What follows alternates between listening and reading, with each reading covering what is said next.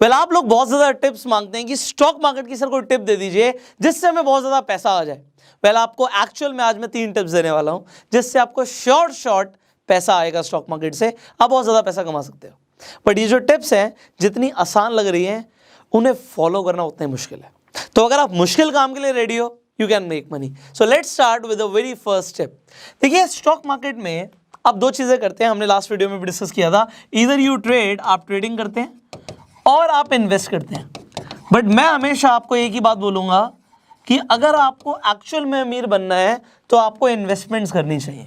अब ये तो समझ आ गया इन्वेस्टमेंट्स करनी चाहिए, बट अब बात आती है जब आप इन्वेस्टमेंट की बात करते हैं, 2 चीजें मैटर करती हैं इन्वेस्टमेंट के ऊपर कि आपको सबसे पहले ये देखना है कि आप कितना पैसा लगाने वाले हैं। जितना ज्यादा पैसा इन्वेस्ट करेंगे उतना ज्यादा आपको आरओआई आएगा। अब उसके साथ साथ आपको ये भी देखना है कि रेट ऑफ इंटरेस्ट क्या है। आरओआई से रेट ऑफ इंटरेस्ट भी आ जाता है और रिटर्न ऑन इन्वेस्टमेंट्स भी हो जाता है। तो आरओआई अगर मान लीजिए आपका 12% है, तो यहां पे कहते हैं स्टॉक मार्केट के अंदर 12% बहुत अच्छा है। अगर 8% है तो आप इन्फ्लेशन के बस जस्ट ऊपर चल रहे हो, और अगर आपका 15 से 20% के आसपास आ रहा है तो आप बहुत कमाल कर रहे हो, आप बहुत तेजी से करोड़पति बन सकते हो। अब ये जो खेल है कि आप कितना पैसा इन्वेस्ट करते हो और कितना ज़्यादा रेट ऑफ इंटरेस्ट मिलता है, इसके साथ साथ एक और चीज़ आ जाती है कि आप कितने टाइम के लिए इन्वेस्ट करते हो। तो अब जो मेरी नंबर 1 टिप है, आप ये समझिए, अगर आपको बहुत तेजी से आगे बढ़ना, अपने पोर्टफोलियो को बहुत तेजी से आगे लेके जाना है, तो इन 3 चीज़ों के ऊपर हमें काम करना है। पहली चीज़, हम कितने टाइम के लिए इन्वेस्टेड रहते हैं। जितना ज़्यादा टाइम के लिए आप इन्वेस्टेड रहोगे उतना ज़्यादा आपका फायदा होगा। दूसरी चीज़, आप कितना ज़्यादा पैसा इन्वेस्ट करते हो। और तीसरी चीज़ आ जाती है कि आपको रिटर्न ऑन इन्वेस्टमेंट कैसे मिलता है। अब लोग हमेशा किस तरफ भागते हैं? आरओआई बढ़ाने के चक्कर में, कि हमें रिटर्न ऑन इन्वेस्टमेंट बहुत ज़्यादा मिल जाए, हमें 30% रिटर्न ऑन इन्वेस्टमेंट मिल जाए। ओहो। और अगर आपको समझना है कि ये रिटर्न ऑन इन्वेस्टमेंट्स कैसे काम करता है, मैं आई बटन पे वीडियो दे दूंगा, इसे आप देख लीजिएगा, आपको समझ आएगा कि 1-1% के रिटर्न ऑन इन्वेस्टमेंट से आपका जो ओवरऑल पैसा है वो किस तरीके से मल्टीप्लाई करता है। तो 1-1% का रेट ऑफ इंटरेस्ट बहुत मैटर करता है। बट लोग यहां पर देखते हैं, इसीलिए वो क्या करते हैं, जो रिस्की स्टॉक्स होते हैं, जो पेनी स्टॉक्स होते हैं, जो स्मॉल कैप कंपनीज होती हैं, उनमें पैसा लगाते हैं और वो सोचते हैं हमें बहुत तेजी से मुनाफा होगा, हमारा पैसा बहुत तेजी से डबल हो जाएगा, और यहीं पे आके वो अपने पैसे को गंवा देते हैं। दूसरी चीज, लोग इस तरफ ध्यान नहीं देते कि अगर वो सेफ जगह पे पैसा लगाएं और अपने पैसे को ही बढ़ाते रहें, वो ज्यादा सेविंग्स करें, तो वो ज्यादा अमीर बन सकते हैं और ज्यादा टाइम के लिए। तो इंस्टेड ऑफ लुकिंग एट कि हमें रेट ऑफ इंटरेस्ट क्या मिलेगा, हमें कितना ज्यादा ग्रोथ मिलने वाली है, उससे ज्यादा ये देखें कि आप कितना पैसा लगाने वाले हो, कितने टाइम के लिए इन्वेस्टेड रहने वाले हो। So this is very crucial factor. But अब होता क्या है, जब भी हम कुछ कमाते हैं हम उसमें से सेव जरूर करते हैं। हम इंडियंस में सेविंग की आदत बहुत अच्छी है।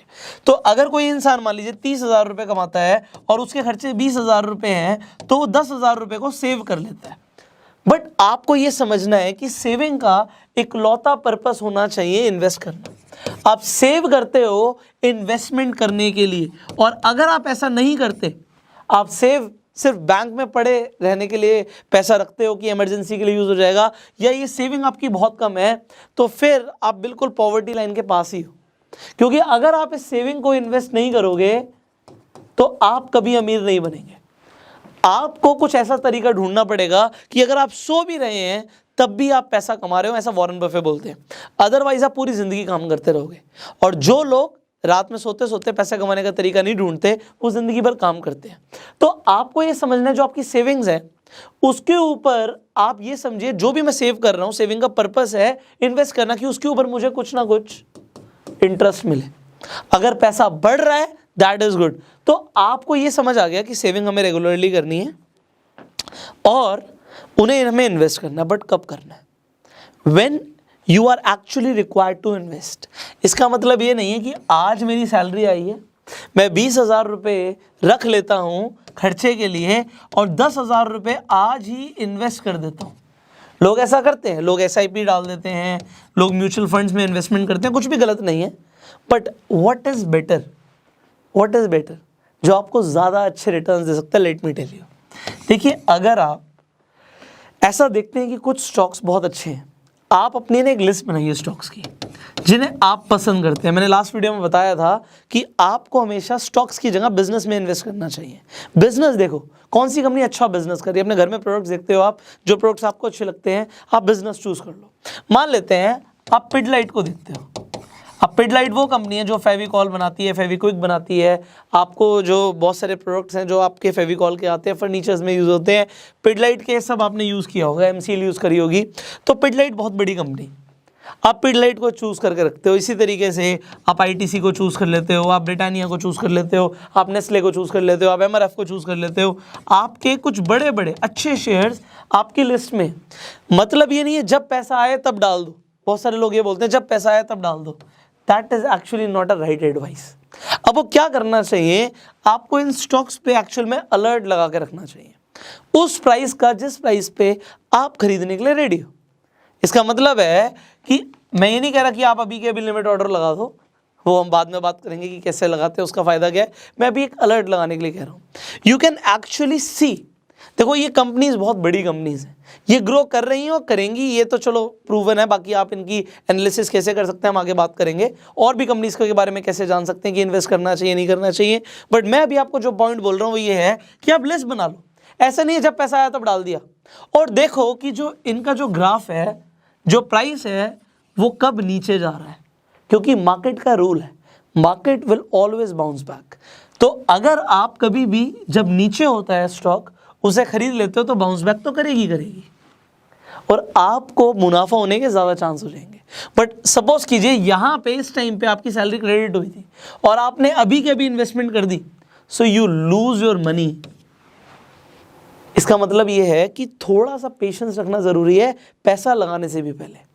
आप चाहे 100 रुपये लगा रहे हो, ये नहीं कि मैंने तो बस 500 रुपये तो लगाया था या 10,000 रुपये तो लगाया था, मुझे कोई फ़र्क नहीं पड़ता। भाई उसे भी क्यों लूज़ करना है? टाइम लो, पेशेंस लो। ये मत देखो बढ़ रहा अभी लगा दूं। तो जब बढ़ रहा होता है तो there is again a rule कि मार्केट विल ऑलवेज क्रैश। तो रूल नंबर 1 जो मेरा है वो ये है, वॉरेन बफे के भी अपने रूल्स हैं बट यहाँ पे मेरा रूल है कि मार्केट्स विल ऑलवेज क्रैश। हमेशा क्रैश तो आएगा ही आएगा। और मेरा दूसरा रूल है market will always bounce back. तो ये अब नीचे जा रहा है तब आपके पास पैसा होना चाहिए। तो जो पैसा आप सेव कर रहे हो, मैंने बोला सेविंग का इकलौता पर्पस है कि हम उसे इन्वेस्ट करें। और इन्वेस्ट भी कैसे? अगर आप ये सोच रहे हो, मान लो आपके पास 10,000 रुपये हैं और जो आपका फेवरेट स्टॉक है, मान लीजिए आपका पिडलाइट फेवरेट स्टॉक है और आपने देखा अरे यार ये तो थोड़ा सा टूट गया, मान लेते हैं 10% या 15% टूट गया, मैं इसे अभी के अभी खरीद लूंगा। Well wait a while. अगर आपके पास 10,000 रुपये हैं और आपका ये लिस्ट में से एक फेवरेट स्टॉक है तो मैं कहूँगा आप 3 या 4,000 रुपये लगाओ, थोड़ा सा और पेशेंस रखो। हो सकता है जहाँ पे आप इन्वेस्ट कर रहे हो उसके बाद भी और टूट जाए, तो फिर क्या करना है, फिर री इन्वेस्ट करना है। यहाँ पे भी पैसा लगाया, यहाँ पे भी पैसा लगाएंगे और इसके बाद हो सकता है थोड़ा सा और टूट जाए, अरे वाह और पैसा लगा देंगे, क्योंकि उसके बाद हमें वेट एंड वॉच करना। हो सकता है उसके बाद भी हम थोड़ा सा लॉस में जा रहे हो, बट वहाँ पे लॉस बियर करना पड़ेगा क्योंकि हमें बाय एंड सेल नहीं करना, हमें बाय एंड होल्ड करना है। And you will see the magic. The magic is market will always bounce back. ये rule है. So if you'll invest like this, you're going to make money for sure.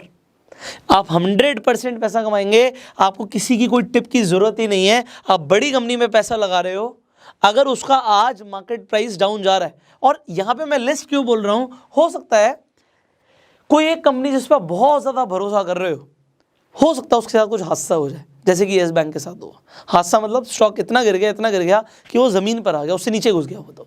But बात ये है कि उसके बाद भी क्या बाइंग अपॉर्चुनिटी बनती है, उसके लिए आपको बहुत सारे एनालिसिस करने पड़ेंगे। बट द थिंग इज जो बड़ी कंपनीज हैं उनके साथ जनरली ऐसा नहीं होता, हो भी सकता है, बट इसीलिए मैंने लिस्ट बोला कि ना सिर्फ एक, आपके पोर्टफोलियो में कम से कम 3-4 बड़ी कंपनीज होनी चाहिए कि आपको वो एक स्टेबिलिटी भी दें, आपको हार्ट अटैक ना हो जैसे बहुत सारे लोगों को हो जाता है।